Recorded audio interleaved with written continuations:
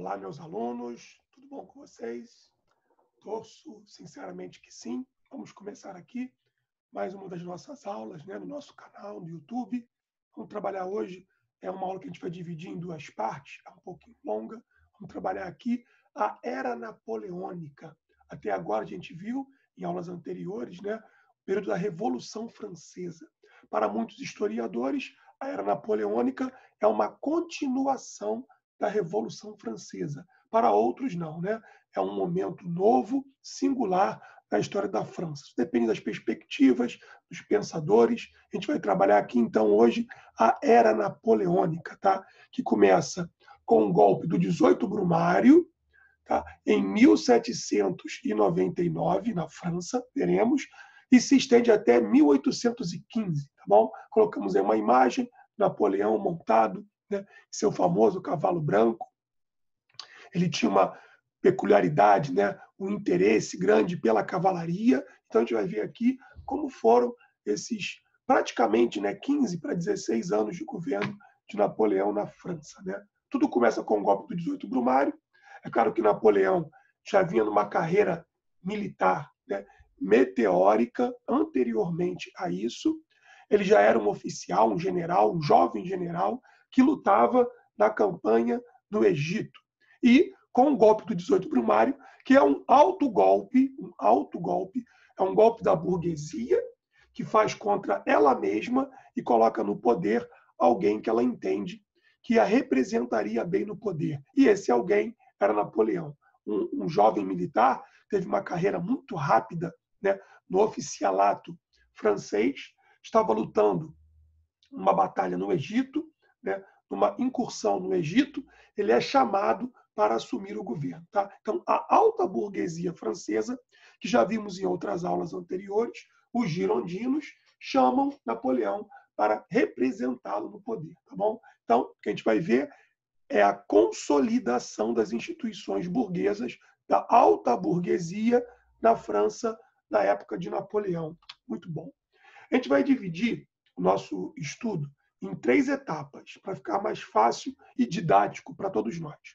A época do consulado, quando Napoleão é chamado, lá dos campos, onde ele dominava na batalha no Egito, na dominação no Egito, ele é chamado e aí vai ser chamado como cônsul, tá? Não será o único, são 3 cônsules, veremos aqui, que vai de 1799 até, esse período vai até 1804, depois vai corrigir ali, tá? Não é 1802, mas sim 1804.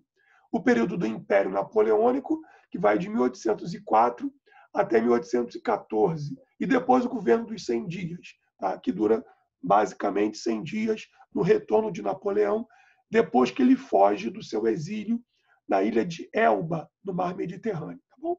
Aquela data que a gente vê ali do consulado, 1802, é porque em 1802 Napoleão propôs um plebiscito. Então a população francesa votou para que ele fosse elevado à condição de imperador. Tá? Então, está ali em 1802, mas a gente pode estender em 1804, basicamente. A Era Napoleônica compreendeu o período da chegada de Napoleão Bonaparte ao poder, no consulado. Ele não era o único cônsul, tinha mais 2 com eles, veremos, tá bom? Até a sua derrota final na Batalha de Waterloo e seu exílio na ilha de Santa Helena, no sul da África, onde ele vai morrer em 1821. 2 características principais a gente pode ressaltar nesse período da história mundial. A consolidação das instituições burguesas nos Estados nacionais. Napoleão, ele acaba também sendo um símbolo do fim do antigo regime, embora depois ele se torne imperador, ele é também um símbolo do fim do antigo regime, do rei absoluto, em outros estados da Europa. Ele vai sair conquistando outros espaços, outros países e derrubando esses reis também. E também a expansão do Império Napoleônico para outros locais da Europa, e que vai, inclusive, afetar não só a Europa, mas também o Brasil. Tá bom? O processo de emancipação política do Brasil em relação a Portugal tem alguma relação, sim, com o Império Napoleônico, né? Dom João, depois de virar Dom João VI, Dom João, o príncipe regente de Portugal, foge de Napoleão e vem para o Brasil. Tá? E isso vai acelerar o processo de emancipação política, não econômica, do Brasil. A subida de Napoleão ao poder ocorreu em meio à crise, que nós já vimos aqui, no governo do Diretório Girondino. Era uma crise interna enorme na França, muito aguda, que a própria burguesia não encontrava uma solução. E ela viu na figura de Napoleão a solução para os seus problemas. E aí ele vai implantar ali o final do Diretório, com o golpe do 18 Brumário, sendo verificadas conspirações tanto à esquerda, nós vimos aqui a conjuração dos comuns de Graco Babeuf, uma grande revolta camponesa na época do Diretório, como também as revoluções, as revoltas, melhor, não revoluções, as revoltas dos realistas, tá? Dos nobres, que queriam restaurar o antigo regime na França. Então, era um momento de instabilidade, carestia, fome, pobreza, tá? Ruim para a burguesia, inclusive ganhar dinheiro, fazer dinheiro. Então, ela vem Napoleão, a solução para esse quadro. O prestígio conquistado com as campanhas militares externas de Napoleão, com várias vitórias, inclusive contra os ingleses, os maiores inimigos dos franceses, nesse período a gente vai ver também aqui, e com Napoleão em particular, né? Vai colocar Napoleão como aquele homem que vai chegar ao poder para garantir os interesses da alta burguesia, dos girondinos. Não esqueçamos que Napoleão fora também um jacobino, um homem mais ligado aos interesses populares. Mas na política as pessoas mudam. Napoleão não é diferente, né, nessa perspectiva. O golpe, né, contra o Diretório, aspas, porque o próprio Diretório tinha interesse nesse golpe, podemos chamar de um autogolpe, do 18 Brumário, que foi em 9 de novembro de 1799, representou a reação dos girondinos, tendo Bonaparte à frente da conspiração, tá bom? E aí ele é colocado no poder. Acaba aquele diretório com 5 homens e vai começar agora um consulado com 3 cônsules, como nós veremos aqui. Com o golpe, tem início o consulado, que, olha lá, para a correção do slide anterior, vai de 1799 até 1804. São 3 os cônsules, tá? O abade, então, é um clérigo, um membro do clero católico francês, o abade Sieyès, tá? Roger Ducos, que era amigo de Napoleão também, e o próprio Napoleão Bonaparte, tá? Que era o primeiro cônsul. A princípio eram 3 cônsules, mas logo depois Napoleão foi elevado à condição de primeiro cônsul, reforçando o seu poder, né, dado pela Constituição do ano 10, de 1802. Então, ele acaba sendo fortalecido. No fundo, o consulado é mascarado, né, porque Napoleão concentra o poder em torno de si. Ele é o primeiro cônsul, né? Uma frase famosa, do historiador Tucídides, né? Ele fala: na democracia ateniense, Péricles é o primeiro dos iguais. Muito bem, né? Então, no consulado francês, Napoleão é o primeiro dos cônsules. Então, ele tem mais poder do que os outros. Não temos uma democracia. O que tínhamos aqui já era uma disfarçatez de democracia.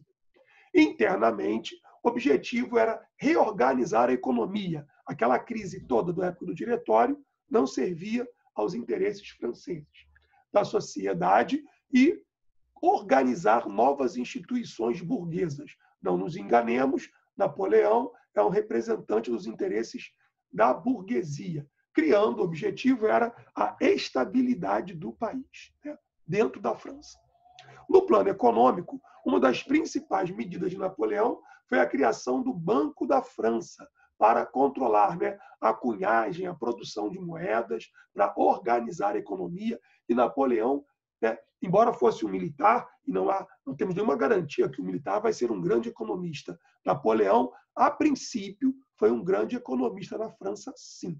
Tá?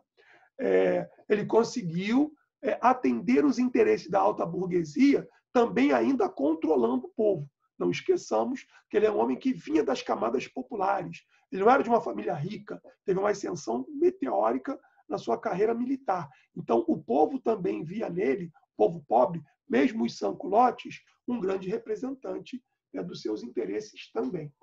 Criou um padrão monetário, né, a moeda, o franco.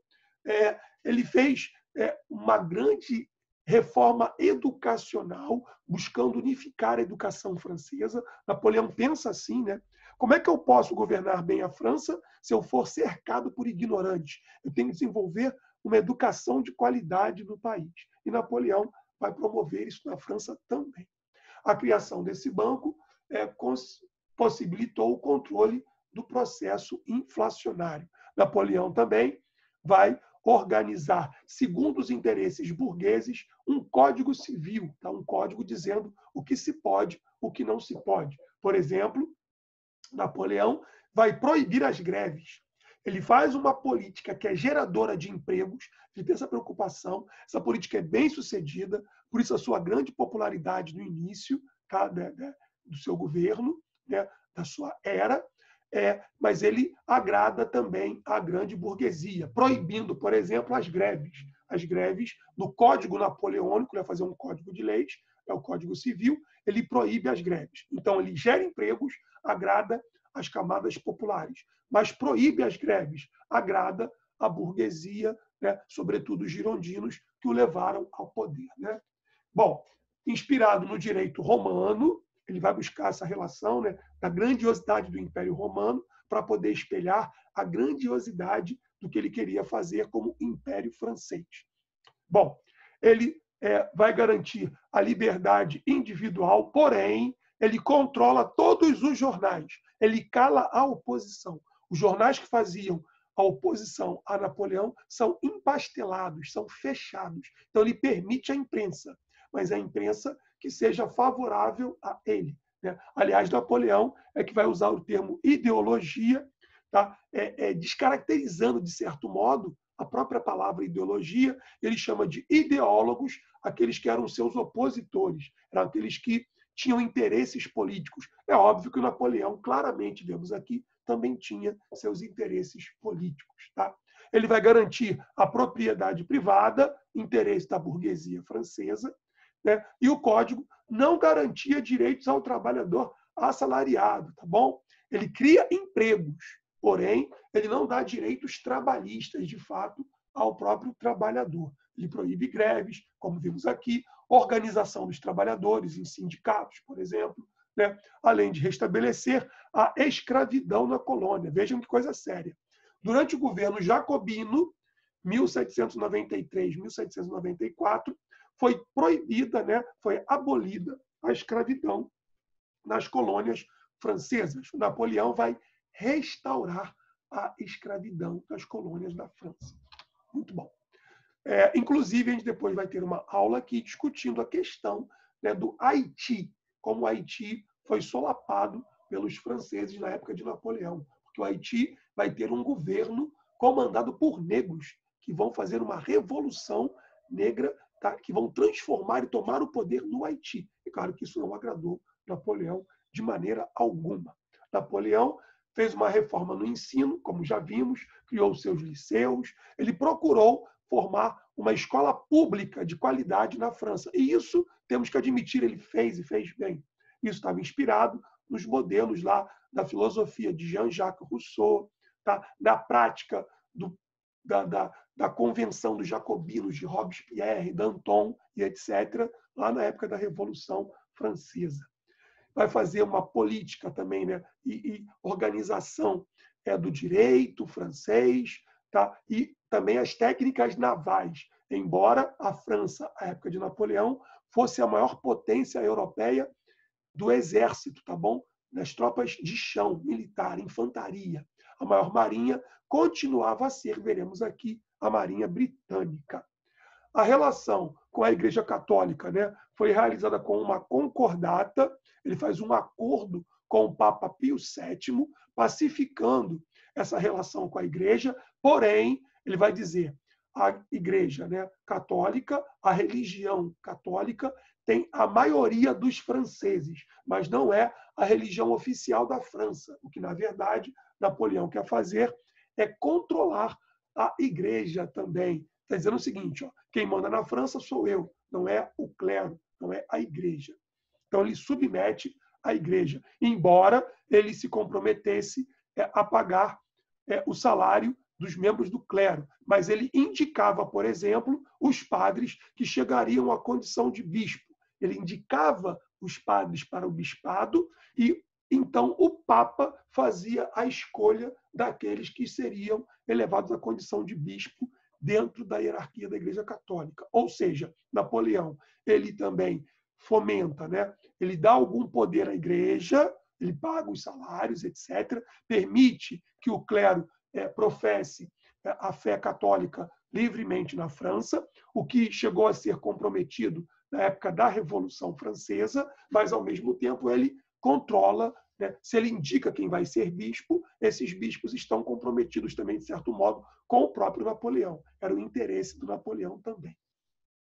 Inúmeras obras públicas foram realizadas para garantir, né, condições infraestruturais. Napoleão queria, de verdade, industrializar a França. Ele nunca conseguiu fazer com que a França tivesse uma indústria tão pujante, né, não no seu reinado, quanto a britânica, mas isso foi um objetivo de Napoleão. E ele consegue parcialmente, não categoricamente.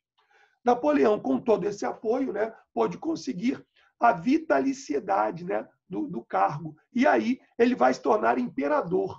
Em 1802, ele convoca o povo francês para fazer um plebiscito. O povo foi às urnas para votar. E Napoleão, popular demais naquele momento, consegue a adesão popular. E com a população, quase 60% dos franceses votam para que a França deixe de ser um consulado e se torne um império. E quem será o imperador?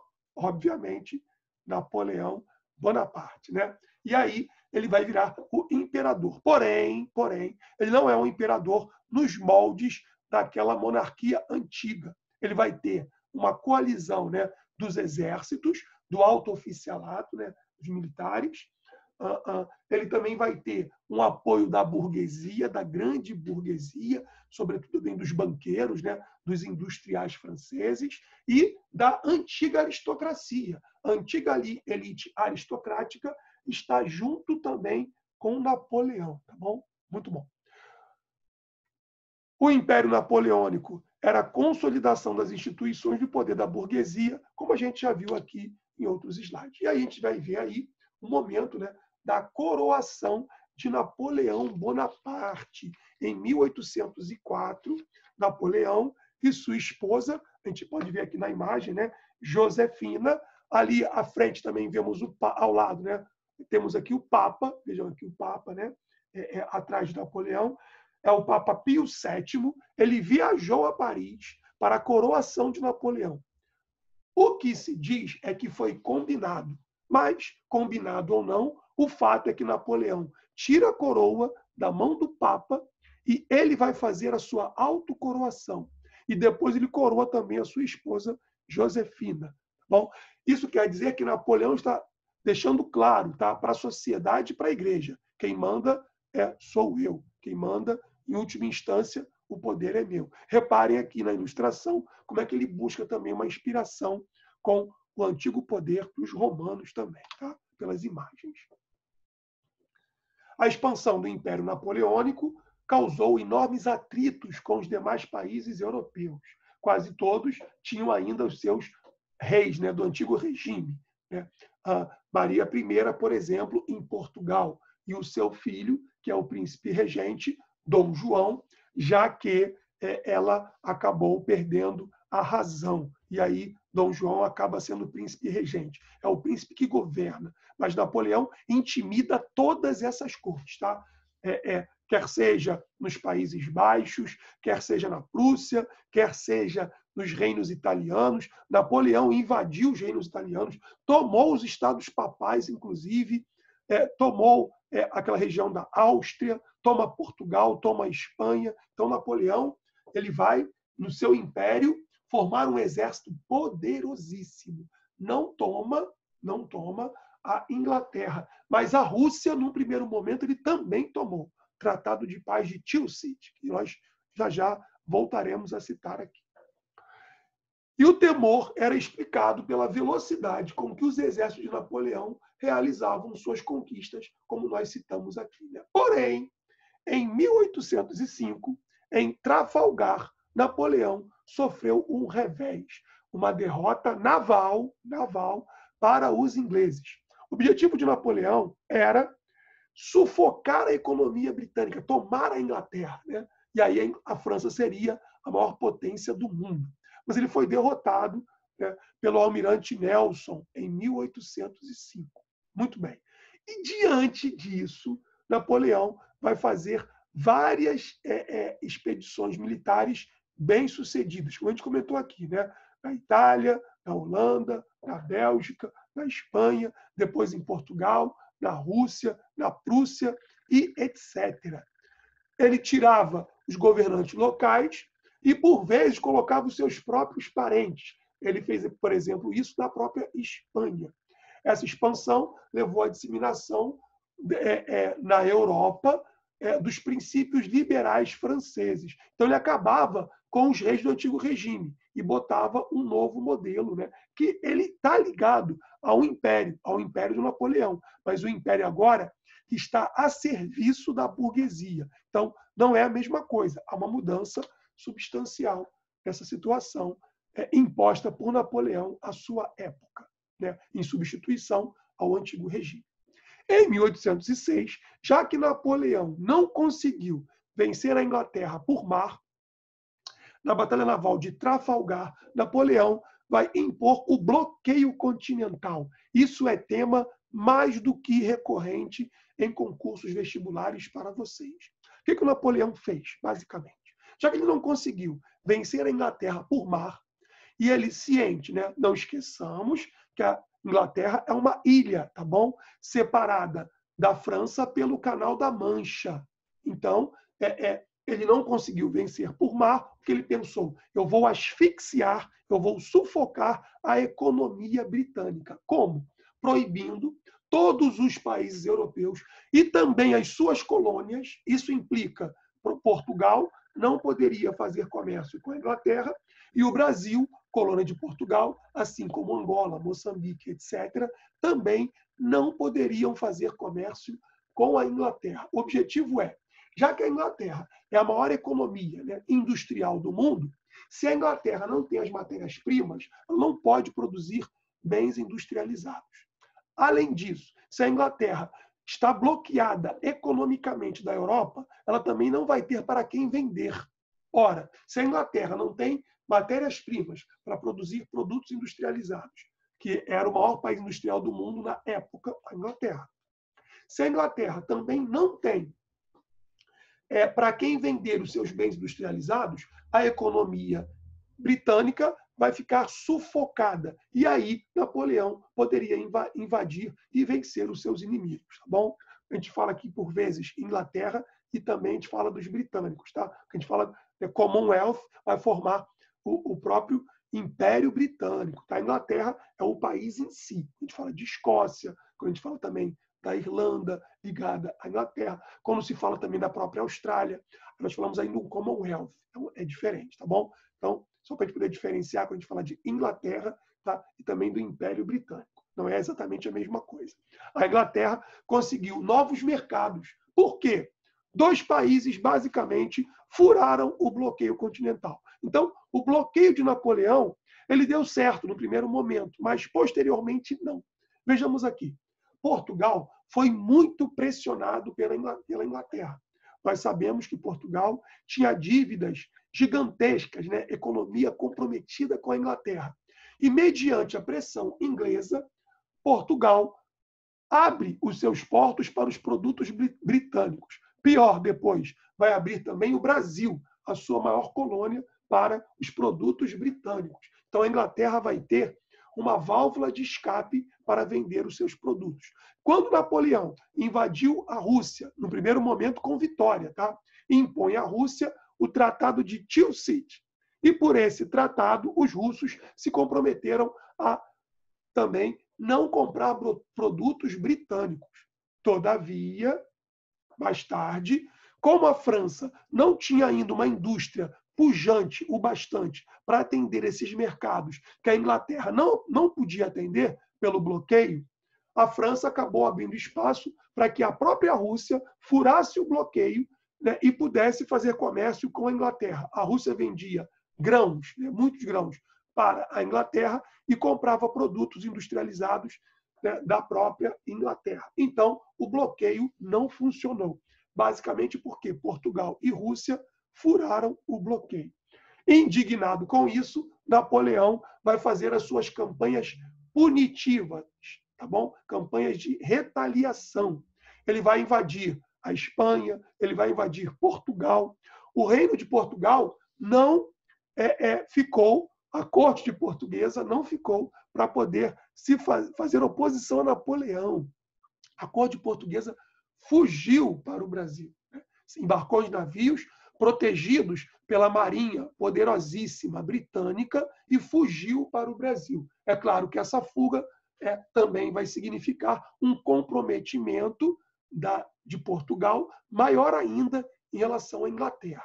Muito bom. Por outro lado, Napoleão invade Portugal facilmente, o general Junot toma Portugal. Como também toma a Espanha, como também toma a Prússia, depois vai ser a Alemanha, a poderosíssima Alemanha caiu aos poderes de Napoleão. Nessas muitas vitórias de Napoleão, a gente vai ver, por exemplo, o Arco do Triunfo, né, que está ali no centro de Paris. Ele foi construído com metal roubado, botim de guerra, né, tomado dos inimigos de Napoleão em suas batalhas, né, de expansão pela Europa. E aí vai fazer essa obra que é realmente suntuosa ali no centro do Paris. Então, o Arco do Triunfo diz respeito ao triunfo, né, das vitórias de Napoleão sobre seus inimigos. Bem, Napoleão vai fazer uma campanha de punição contra a Rússia com um exército de mais de 150 mil cavalos. Tá? Cavalo é uma arma de guerra que é ainda muito importante. Claro que já existiam os canhões, mas os canhões eram transportados por cavalos, obviamente, ainda, na época. E com uma tropa de cerca de 600 mil homens, tá? Uma tropa gigantesca. Repare que Napoleão gerava muitos empregos também para os franceses, mobilizando, fortalecendo o exército nacional. E pagava suas tropas com os tributos que eram pagos, né? Que eram tomados, pagos, né? Que eram cobrados dos países controlados, dominados por Napoleão. Napoleão, ele vai caminhando bem até, né, o território russo, invade, toma a Polônia, toma a Rússia, ele chega até Moscou, ele tomou inclusive o Kremlin, porém os russos fizeram com as tropas de Napoleão a tática, né, da terra arrasada. Em vez de confrontar diretamente as tropas de Napoleão, tecnicamente muito mais avançadas, Napoleão, já vimos aqui, era um gênio militar, pouquíssimas vezes perdia batalhas ao longo do seu período, né, do seu império napoleônico, e os russos iam destruindo tudo, para não deixar nada no caminho para as tropas de Napoleão. Napoleão joga, né, dobra a sua aposta, chega até Moscou, toma Moscou, só que ele encontra uma Moscou arrasada. Os russos levaram tudo que puderam levar e destruíram tudo, não deixaram, botavam fogo em tudo, para os soldados de Napoleão não terem sequer como se abrigar do frio. E aí, né, vem o famosíssimo General Inverno, né, da Rússia. Foi o maior trunfo dos russos nessa batalha, nessa guerra, melhor, né, contra os franceses, foi o Inverno, que começa a matar os franceses de frio. E aí eles fazem uma campanha, imaginem, né, de Paris até Moscou, né, o quanto é longe, milhares de quilômetros. Eles vão fugindo, né, vão voltando, e os russos vão atrás agora, acossando os franceses. No final, retornam a Paris cerca de 50 mil soldados. Tá bom? Então, Napoleão acabou não sendo bem sucedido. Eu coloquei aqui para a gente poder só lembrar, o bloqueio continental, Napoleão proibia os outros estados europeus de fazer comércio com a Inglaterra. Esse bloqueio foi mais ou menos bem sucedido, mas no final ele acabou não dando certo, como nós já vimos aqui, porque Portugal, né, pela sua pelo seu forte comprometimento econômico e político com a Inglaterra, furou o bloqueio. E por Portugal, os produtos britânicos chegavam ao restante da Europa por contrabando, pelo mar Mediterrâneo e etc. E, além disso, a própria Rússia, né, que vai ter uma produção significativa, muito grande de grãos, que vai abastecer também a Inglaterra. E, além disso, vai comprar produtos britânicos. Por isso, o bloqueio não acabou funcionando como esperava Napoleão. Em 1813, Napoleão foi derrotado, depois que ele volta, né, da Rússia, se faz uma nova coligação, é a sexta coligação contra a França, tendo a Prússia, a Inglaterra, a Rússia e a Áustria. E aí eles derrotam Napoleão. Napoleão é exilado, vai para a ilha de Elba, que fica no mar Mediterrâneo, e deveria ficar ali ad eternamente. Porém, Napoleão volta, ele foge da ilha. Quem fica governando a França nesse período é Luís XVIII, que é um rei da dinastia Bourbon. Claro que vocês lembram, nós já vimos aqui, Luís XVI, né, o rei que foi guilhotinado, junto depois também com a sua esposa, né, a Maria Antonieta, e também até as crianças, inclusive. Né? A Revolução teve suas crueldades, por que não? E o Luís XVIII volta, né, ao trono francês, mas ele era altamente impopular. E quando Napoleão foge da ilha de Elba e volta a Paris, Luís XVIII manda as tropas que estavam sob o seu comando naquele momento da França para prenderem Napoleão. Só que as tropas não prendem Napoleão. Elas se voltam contra Luís XVIII e voltam a apoiar Napoleão. Bem, Napoleão não tem todo esse poder mais, o exército francês não tem aquela mobilização anterior, e aí os ingleses organizam de novo, né, uma grande coligação anti-França, e Napoleão é derrotado definitivamente no que foi chamado de governo de 100 dias, porque dura aproximadamente 100 dias. É bom que nós entendamos que a Inglaterra não tinha interesse algum em ver a França tão forte, porque a França era uma ameaça à industrialização dos britânicos. Daí a gente pode entender também, não só por isso, mas isso é um elemento importante que nos ajuda a compreender a grande rivalidade entre franceses e ingleses. Napoleão é derrotado na Batalha de Waterloo, tá?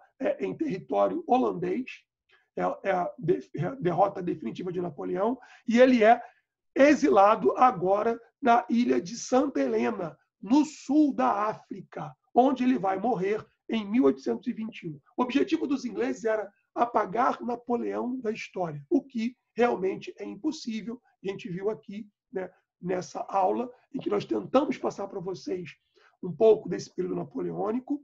Claro que a gente vai fazer aqui algumas generalizações, né?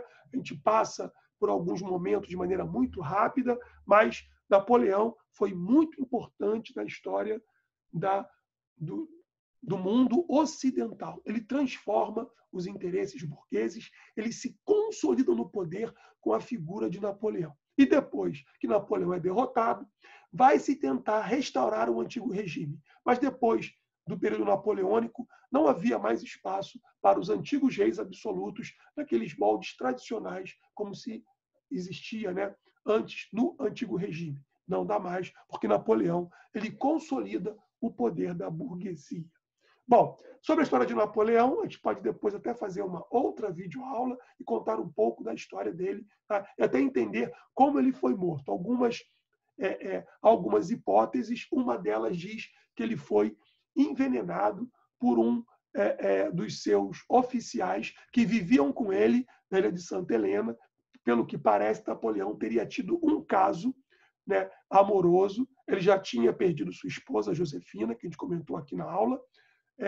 E esse comandante, esse oficial, acaba envenenando o Napoleão com doses homeopáticas de arsênico. Tanto é que quando o corpo de Napoleão depois, né, foi exumado, anos depois da morte dele, ele morre em 1821, a gente viu, em Santa Helena, quando o corpo dele é exumado, ele está em perfeitas condições, porque provavelmente o arsênico acabou preservando o corpo de Napoleão. Na ilha de Santa Helena havia muitos ratos. A ilha era infestada de ratos. E para matar os ratos se usava o arsênico. Bom, continuaremos com nossas aulas, né, com nosso conteúdo, nossa caminhada, nossa aventura pela história nas próximas aulas. Um grande abraço, paz e bem. Façam as atividades, não deixem de fazer e nos encontramos na próxima semana. Tchau, tchau. Paz e bem. Deus abençoe cada um de vocês.